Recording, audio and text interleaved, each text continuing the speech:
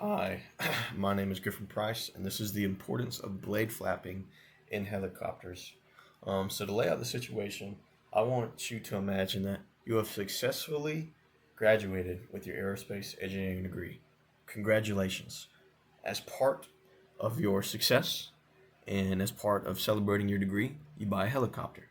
Now, it may not be the helicopter shown that looks like a military helicopter, but you go out and buy a helicopter, right? Um, So there's a problem when flying with helicopters, right? When designing a helicopter, like let's say you want to design the very first helicopter, you run into a problem which I will explain here. Now, keep in mind, in my whole academic career, I've never taken one art class. But hopefully, you can see that this right here is your helicopter. This circle is um, where your blades spin, right? So the tip of your blade is the edge of this circle, right? Um, and we want, theoretically, let's just say we want our helicopter to cruise forward. So in this case, if looking from the top view, like shown from here, upwards or forwards, let's say we want to go 100 knots forwards, right? No problem. Okay. We have our blades spinning in a counterclockwise direction. Okay. And if we're going forward at 100 knots, we're going to experience wind coming at us at 100 knots, right? Given that there's no hurricane or heavy winds, right? But we'll experience wind coming at us at 100 knots. And let's just say, keep things simple, that our blades, they spin at 600 knots. They spin counterclockwise at 600 knots, okay? Um, so I want you to divide this helicopter into two with a line going straight down the middle, up from down. So you have a right side of your helicopter and a left side, okay? Now, specifically with the blades, the right side, if spinning counterclockwise, the right side is called your advancing side, okay? Because your blades are advancing upwards and to the left on the right side, and the left side is called the retreating side because your blades are going downward and to the left. They're retreating back. So you have your advancing side, which is the right side, and your retreating side, which is the left side. Now, a problem becomes more evident when you look at the speeds.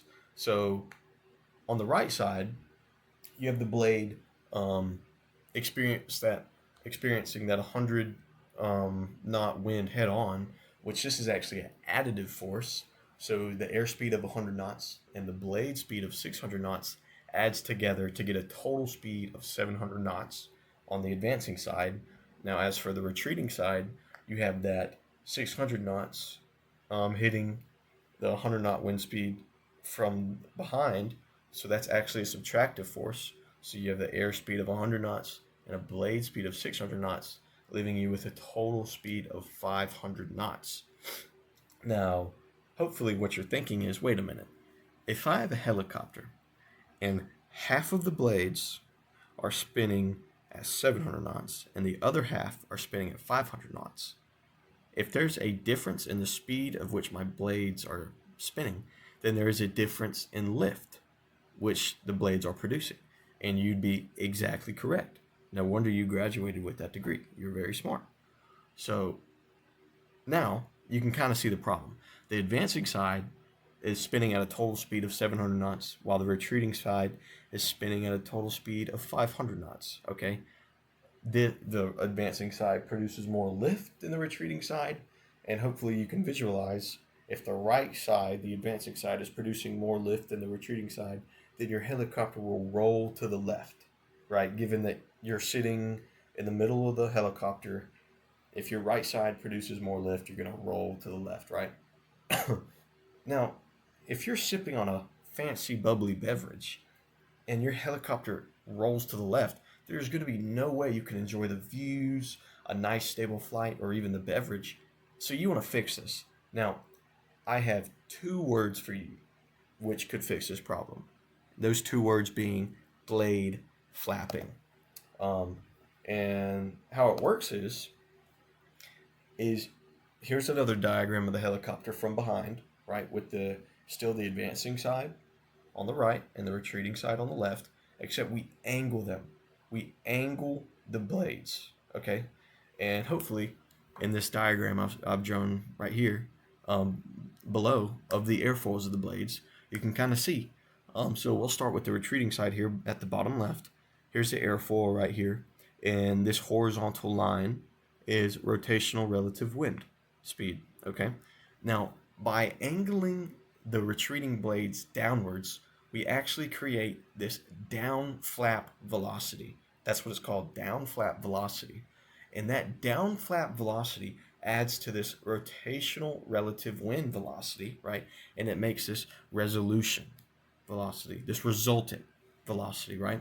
And this resultant velocity is at a very big angle of attack, or a decently sized angle of attack from the airfoil. Okay, so with the down flap, it's quite, um, in this case of the situation, it is a bigger angle of attack. While on the advancing side, you can see the same airfoil with the same rotational relative wind speed, right?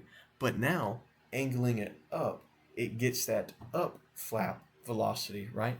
And that up flap velocity combined with your rotational relative wind velocity gets you this resultant velocity, which provides a very small angle of attack for the advancing side, of your helicopter's blades, right?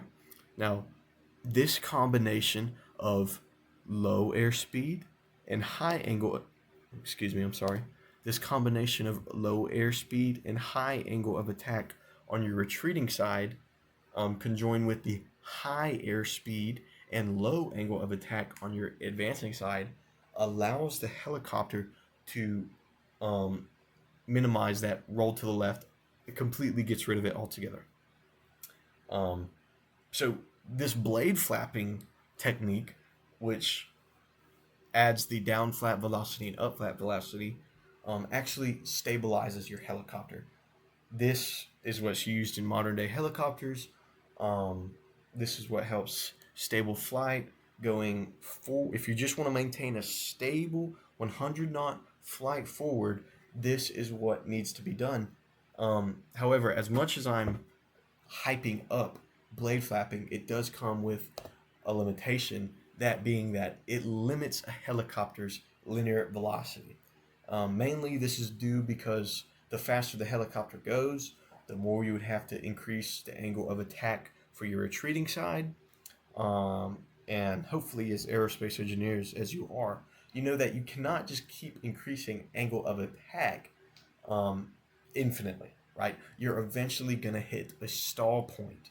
At a certain angle of attack, you will experience these stall cyclone wind circles at the tail end of your airflow. So as you can see in picture A, low angle of attack, laminar flow, pretty decent.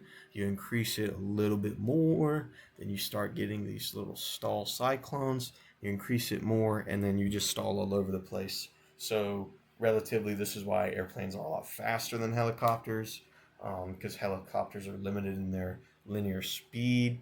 But then again, that's probably the hugest limitations to blade flapping.